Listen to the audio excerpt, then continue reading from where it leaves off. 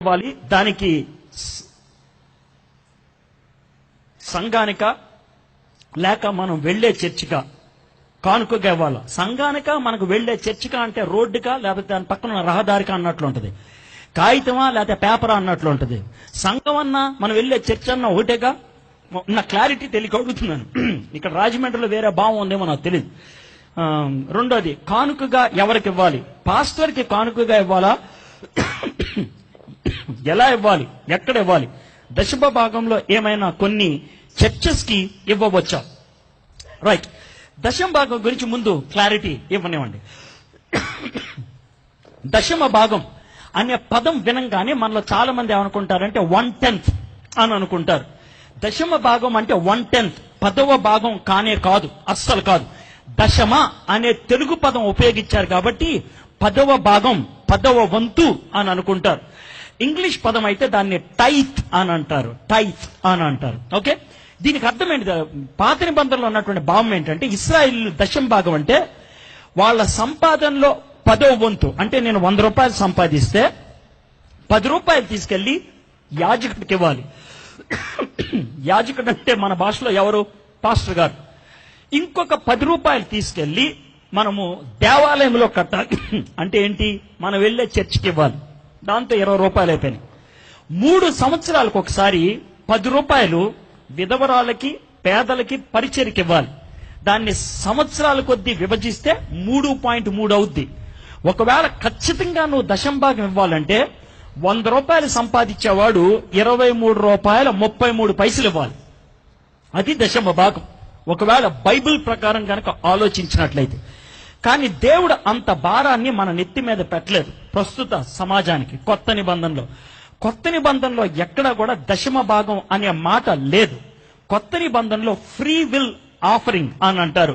స్వేచ్ఛాపూరితంగా ఇచ్చేటువంటి కానుక అని అంటూ ఉంటారు. స్వేచ్ఛాపూరితంగా కొరింథీయులకు రాసినటువంటి 2వ పత్రిక 8-9 అధ్యాయాల్లో ఉంటది. ఎంత ఇవ్వాలో దేవుడు చెప్పట్లేదు. నువ్వు ఇవ్వాలనుకున్నంత ఇవ్వు, అయితే గొనుక్కోకుండా ఇవ్వు, సనగకుండా ఇవ్వు, మనస్ఫూర్తిగా ఇవ్వు అని అన్నాడు. ఎలా ఇవ్వాలో చెప్తున్నాడు, ఎంత ఇవ్వాలో చెప్పలేదు. కాల్గేట్ అనేటువంటి కంపెనీ వాడు తాను విశ్వాసి. ఆయన అనుకున్నాడు, ఈ కంపెనీని పెట్టినప్పుడు నాకొచ్చినటువంటి లాభంలో 10వ భాగం సంఘ స్థాపన కోసం ఇవ్వాలి అని తన లాభంలో 10వ వంతు ఇవ్వడం మొదలు పెట్టాడు. దేవుడు తనని ఆశీర్వదిస్తున్నాడని కొన్ని సంవత్సరాల తర్వాత 20% ఇవ్వడం మొదలు పెట్టాడు. అంటే 100 రూపాయల్లో 20 రూపాయలు. ప్రస్తుతం అలా పెంచుకుంటూ వస్తూ ప్రస్తుతం కాల్గేట్ కంపెనీ వాడు తాను సంపాదించే 100 రూపాయల లాభంలో దేవుని పరిచర్యకు ఎంత ఇస్తున్నాడో తెలుసా? 90 రూపాయలు ఇస్తున్నాడు. 90 రూపాయలు 100 రూపాయల్లో దేవుడికి ఇస్తూ 10 రూపాయలు ఆయన తీసుకుంటూ ఇంత పెద్ద కంపెనీ అవ్వగలిగాడు. కాబట్టి మీ ఇష్టం, మీరు ఎంత ఇవ్వాలనుకుంటే అంత ఇవ్వండి. ఇంకొక క్లారిటీ ఇవ్వాలి మీకు. కొంతమంది టీవీ ప్రసంగికులు, ఈ విధంగా పబ్లిక్ ప్రసంగాలకి వచ్చేటువంటి వాళ్ళు మీ జోబులు కొట్టేయడానికి చేసేటువంటి ఒక తప్పుడు బోధ ఏంటి అనంటే, మీరు ఇస్తే దేవుడు ఇస్తాడు అనేటువంటి మాట. ఇది తప్పు.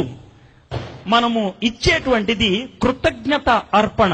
అంటే దేవుడు మనకి ఆల్రెడీ ఇచ్చేశాడు, దానికి కృతజ్ఞతగా మనం ఇస్తున్నాం. కృతజ్ఞతగా ఇచ్చేటప్పుడు మళ్ళీ వెనక్కి వస్తుందని ఆశించం. ఆల్రెడీ మనకు వచ్చిన దాంట్లో మనం ఇస్తున్నాం. మీలో ఎవరైనా లూథరన్ చర్చ్కి వెళ్లే వాళ్ళు కానీ, సిఎస్ఐ చర్చ్కి వెళ్లే వాళ్ళు కానీ, మెథడిస్ట్ చర్చ్కి వెళ్లే వాళ్ళు కానీ ఉన్నట్లయితే, పాస్టర్ గారు కానుకల కోసం ప్రార్థన చేసేప్పుడు ఆ ప్రార్థనలో ఈ పదాలు మీరు చూస్తూ ఉంటారు, వింటూ ఉంటారు. ఏమన్నా తెలుసా? మీరు ఇచ్చిన దాంట్లోంచే మేమిస్తున్నాం ప్రభువా అనేటువంటి మాట. మనకి ఆ ప్రార్థన ఎందుకు నేర్పించారో తెలుసా? దేవుడు మనకిచ్చాడు, దాంట్లోంచి మనకు ఇస్తున్నాం. అంతేగాని దేవుడితో బిజినెస్ చేస్తూ మనం ఇవ్వట్లేదు. 10 రూపాయలు ఇస్తాను, నాకు 20 రూపాయలు ఇవ్వు అనేది కాదు. అది ఎలా ఉంటుందో తెలుసా? తిరుపతి కొండ కింద ఒకవేళ నేను ఇలాంటి బోర్డు పెట్టాను అనుకోండి, ఏమన్నా తెలుసా? ఇక్కడ గుండు కొట్టించుకున్న వాడికి మళ్ళీ జుట్టు రాదు అని ఇప్పుడు ఎవడైనా కొట్టించుకుంటాడా? కొట్టించుకోడు. ఆ విషయాన్ని గుర్తుపెట్టుకోండి. దేవుడికి ఇచ్చేటప్పుడు మళ్ళీ వస్తుంది అనేటువంటి ఉద్దేశంతో ఇస్తున్నట్లయితే అది బిజినెస్. దేవుడు ఆల్రెడీ మనకి ఇచ్చాడు, కాబట్టి మనస్ఫూర్తిగా ఇవ్వాలి. మూడో ప్రశ్న దీంట్లో ఉన్నది, ఎక్కడ ఇవ్వాలి అని. ఏ గేదెకి ఎక్కువ గడ్డి పెడితే ఆ గేదె ఎక్కువ పాలిస్తుంది,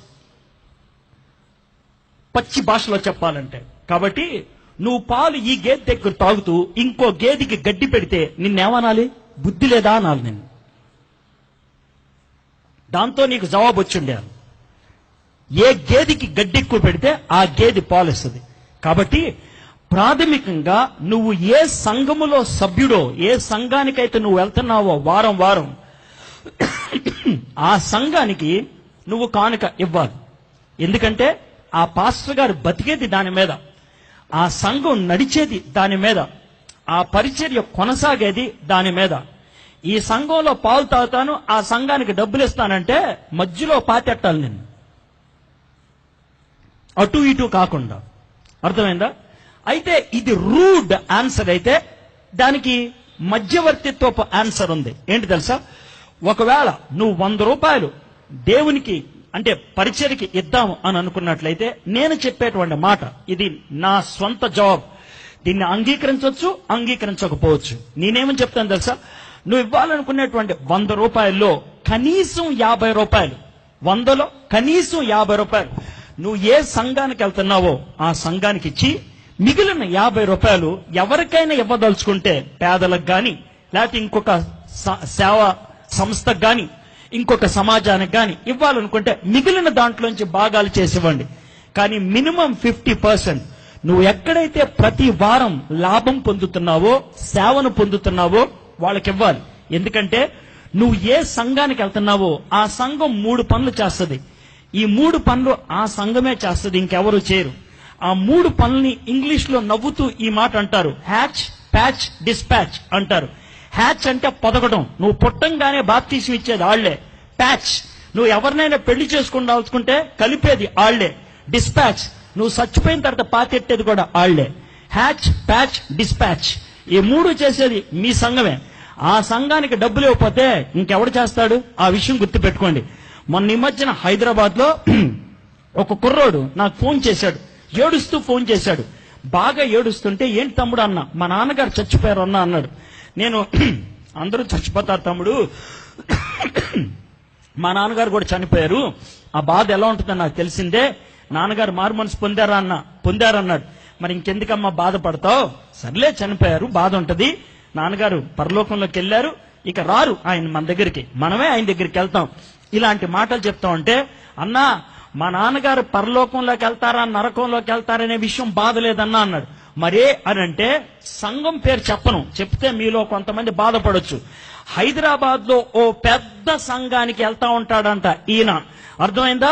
ఆ పాస్టర్ ఫోన్ చేస్తే నాకు టైం లేదు పాతెడతానికి అన్నాడంట. అది పరిస్థితి. అప్పుడు నేను అతన్ని అడిగా, నువ్వు ఫస్ట్ నుంచి ఆ సంఘం అంటే, కాదన్నా మాది వేరే సంఘం పెద్దదని వెళ్ళిపోయాను అక్కడికి, ఇది దొరికిందా ఇప్పుడు పెద్దదే అని అన్నాను. అప్పుడు నేను ఏం చేయమంటావు అంటే, ఏం చేయొద్దు, నువ్వు ఒరిజినల్ గా వెళ్తావే చర్చికి, ఆ చర్చికి వెళ్ళి పాస్టర్ గారి కాళ్ళ మీద పడి, నన్ను క్షమించండి, ఎండాకాలం ఏపుగా ఎదిగినటువంటి ఎండుగడ్డి తిని ఆ చర్చికి వెళ్ళాను, బుద్ధి పొరపాటు నాది, నన్ను క్షమించండి, మా నాన్న పాతెట్టండి అంటే వచ్చి పాతెడతాడు. బుద్ధిమాలిన పని చేసి చర్చిలు మార్చేది. అర్థమైందా? ఏ చర్చిలో దేవుడు నిన్ను ఉంచాడో అదే చర్చిలో ఉంచు. ఇదేమన్నా సూపర్ మార్కెట్, అరే ఇక్కడ సబ్బు కంటే అక్కడ సబ్బు చౌకరా అని వెళ్ళిపోవడానికి, ఇదేమన్నా మాంసం కొట్ట, ఎక్కడికంటే అక్కడ ఎక్కువ మంచి మాంసం ఇస్తున్నాడని వెళ్ళిపోవడానికి. ఇది సంఘం, సహవాసానికి సంబంధించింది. కాబట్టి బుద్ధి జ్ఞానం ఉపయోగించి పెద్దది కదా అని ఎగరేసుకొని వెళ్ళిపోవడానికి ప్రయత్నం చేయదు.